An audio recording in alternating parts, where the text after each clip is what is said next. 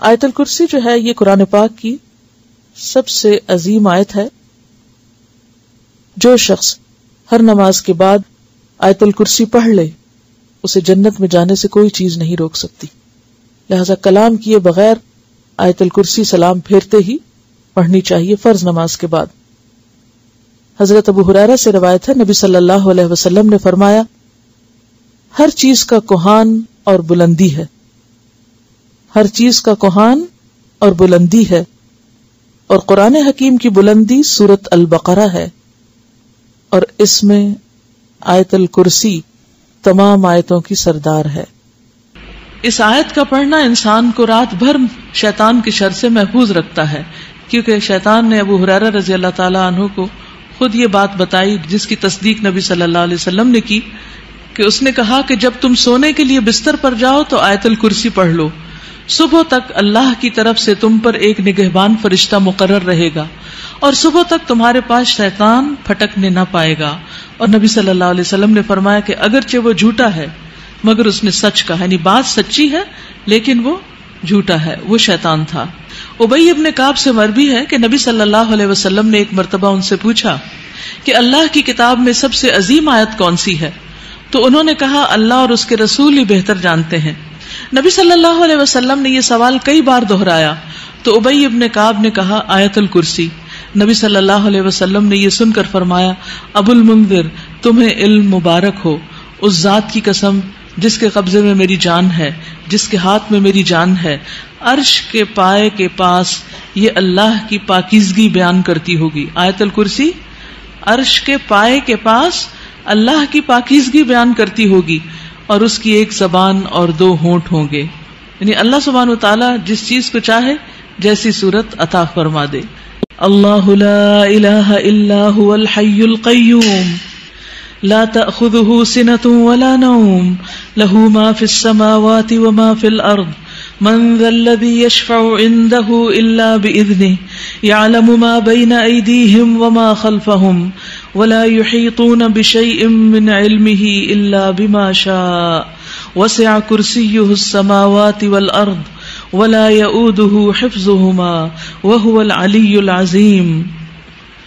اللہ وہ زندہ جاوید ہستی جو تمام کائنات کو سنبھالے ہوئے ہے، اس کے سوا کوئی الہ نہیں. وہ زندہ ہے، قائم رکھنے والا ہے. لا تأخذہ سنۃ ولا نوم، نہ وہ سوتا ہے نہ اسے اونگ لگتی ہے. زمین اور آسمان میں جو کچھ ہے اسی کا ہے. کون ہے جو اس کی جناب میں اس کی اجازت کے بغیر سفارش کر سکے؟ جو کچھ بندوں کے سامنے ہے اسے بھی وہ جانتا ہے اور جو کچھ ان سے اوجھل ہے اس سے بھی وہ واقف ہے.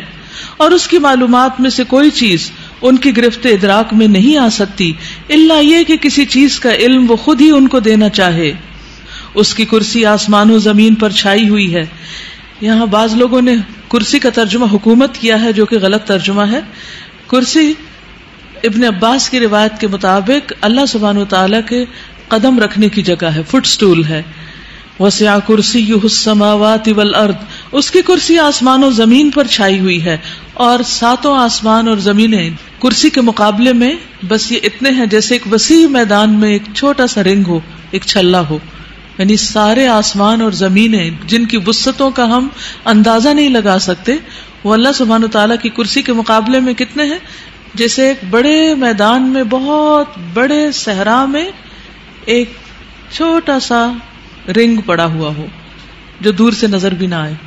تو اس سے اندازہ ہوتا ہے اللہ سبحانہ وتعالیٰ کی عظمت کا. وَلَا يَؤُودُهُ حِفْظُهُمَا، اور ان کی نگہبانی اس کو تھکاتی نہیں. وَهُوَ الْعَلِيُّ الْعَظِيمُ، اور وہ بلند ہے، بہت بڑا ہے. اس آیت کے اندر اللہ سبحانہ وتعالیٰ کے 5 نام اور 26 صفات کا ذکر کیا گیا ہے. تو اس آیت کے اندر سب سے پہلا نام ہے اللہ. اللہ کا یہ نام بہت بابرکت ہے، بہت پاورفل ہے. قرآن مجید میں آتا ہے تبارک اسم ربک ذو الجلال والاکرام، بہت بابرکت ہے تیرے رب کا نام جو جلال اور اکرام والا ہے. حقیقت یہ ہے کہ انسان کو ہر موقع پر اللہ کو یاد کرنا چاہیے اور اس نام کے ساتھ پکارنا چاہیے. رسول اللہ صلی اللہ علیہ وسلم نے فرمایا جب تم رات کو کتے کے بھونکنے یا گدھے کے ہینگنے کی آواز سنو تو اللہ کی پناہ طلب کیا کرو، کیونکہ جو کچھ وہ دیکھتے ہیں تم نہیں دیکھتے. اور جب پاؤں سکون کر جائے تو باہر کم نکلا کرو، کیونکہ اللہ تعالیٰ رات کے وقت اپنی مخلوقات کو جیسے چاہتا ہے منتشر کرتا ہے. اور اللہ کا نام لے کر دروازے بند کیا کرو، کیونکہ شیطان وہ دروازہ نہیں کھول سکتا جسے اللہ کا نام لے کر بند کیا گیا ہو. مثلا کہیں آپ نے اپنے کوئی قیمتی چیزیں رکھی ہوں اور رات کو گھر کا دروازہ بند کرتے وقت یا کوئی بھی چیز جس کو آپ محفوظ کرنا چاہیں سب انسانوں سے یا سب جنات سے، تو اس پر آپ اللہ کا نام پڑھیں. اور فرمایا بسم اللہ پڑھ کر مشکیزوں کا منہ بند کر دیا کرو، یعنی اپنے برتن ڈھانک دیا کرو، مٹکے ڈھانک دیا کرو، برتنوں کو اوندھا کر دیا کرو. اور اسی طرح جنوں کی آنکھوں اور انسانوں کی شرمگاہوں کا پردہ یہ ہے کہ جب بھی کوئی کپڑے اتارے تو بسم اللہ پڑھ لے. یعنی کپڑے اتارنے سے پہلے اگر آپ بسم اللہ پڑھ لیں گے تو آپ ایک طرح سے محفوظ ہو جائیں گے، شیطان آپ کو دیکھ نہیں سکے گا. لیکن جو شخص اللہ کا نام نہیں لیتا وہ حقیقت میں شیطان کا ساتھی ہے. ابن عباس کہتے ہیں رسول اللہ صلی اللہ علیہ وسلم نے فرمایا کہ ابلیس نے کہا اے میرے رب تو نے اپنی ساری مخلوق کا رزق واضح کر دیا ہے تو میرا رزق کہاں ہے؟ فرمایا ہر وہ چیز جس پر میرا نام نہ لیا جائے وہ تیرا رزق ہے. تو کچھ بھی اگر ہم کھاتے ہیں جس پر ہم اللہ کا نام نہیں لیتے، اس وقت اللہ کو یاد نہیں کرتے، تو وہ ایک طرح سے ہمیں نہیں ابلیس کو فائدہ دیتا ہے. پھر اس کے بعد لا الہ الا ہو، الہ کا ذکر کیا گیا، اور لا الہ الا ہو جو ہے لا الہ الا اللہ افضل ترین ذکر ہے. یعنی آسمان و زمین اور ان کے درمیان کی ساری چیزوں کو ترازو کے ایک پلڑے میں رکھ دیا جائے. آپ کی یہ بلڈنگز، پورا شہر، پورے پہاڑ، جو یہ مرگلہ کی پہاڑیاں، یہ ساری، اور دنیا میں جتنے پہاڑی سلسلے ہیں اور جتنے سمندر ہیں اور جو کچھ ہے، اور پھر آسمان پر جو ستارے ہیں، سیارے ہیں، وہ سب کچھ، ان سب کو اٹھا کر اسکیل کے ایک پلڑے میں رکھ دیا جائے، یعنی ترازو کے، اور دوسرے میں لا الہ الا اللہ رکھ دیا جائے، تو کیا ہوگا؟ لا الہ الا اللہ کا پلڑا جھک جائے گا. تو اس سے آپ اندازہ لگا سکتے ہیں کہ لا الہ الا اللہ پڑھنا کتنا وزن رکھتا ہے.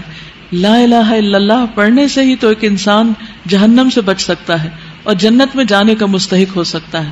ایک شخص جس کے پاس بہت بڑے بڑے کام ہیں، دنیا میں بہت کچھ اس نے کیا، لوگوں کو فائدہ پہنچایا، دوسروں کے لیے خیر اور بھلائی کے کام کیے، لیکن اس کے ساتھ ساتھ اس نے کیا کیا؟ شرک کیا، تو اس کے وہ سارے عمل برباد.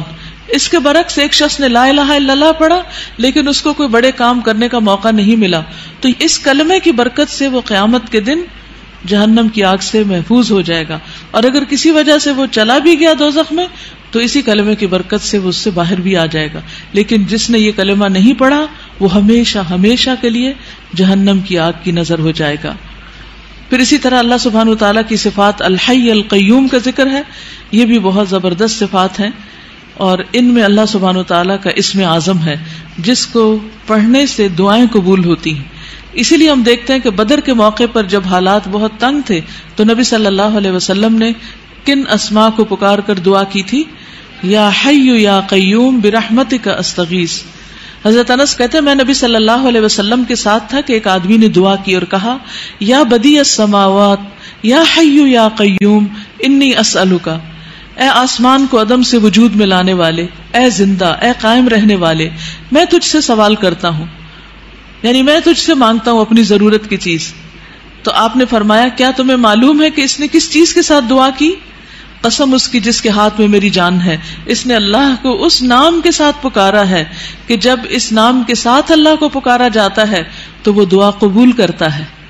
تو آپ چاہتے ہیں کہ آپ کی دعائیں قبول ہوں تو یہ تینوں نام اپنے ریمائنڈرز میں لکھ لیجئے. جب بھی آپ چاہیں کہ آپ کی دعا قبول ہو تو پہلے اللہ تعالیٰ کو ان ناموں سے پکاریں اور پھر دعا مانگیں.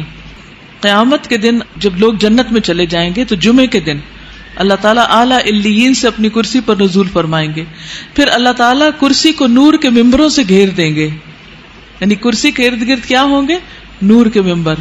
نبی آئیں گے یہاں تک کہ اس پر بیٹھ جائیں گے نور کے ممبروں پر. پھر اللہ تعالیٰ ممبروں کو کرسیوں سے گھیریں گے.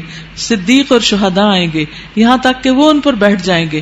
پھر اللہ تعالیٰ اپنی کرسی پر چڑھیں گے، اس کے ساتھ شہداء اور صدیق بھی چڑھیں گے. یعنی اللہ سبحانہ وتعالیٰ قیامت کے دن اپنے بندوں سے جس طرح ملاقات کریں گے اس کا ذکر یہاں کیا گیا ہے. صحیح الترغیب والترہیب کی حدیث ہے. وَهُوَ الْعَلِيُّ الْعَظِيمُ، اور وہ بلند ہے، بہت عظیم ہے. اور حقیقت یہ ہے کہ اللہ سے بڑی کوئی بھی چیز نہیں، اس لیے ہمیں اللہ تعالیٰ کے ناموں کے ساتھ دعا مانگتے ہوئے خصوصاً تسبیح کرنی چاہیے. فسبح بسم ربک العظیم.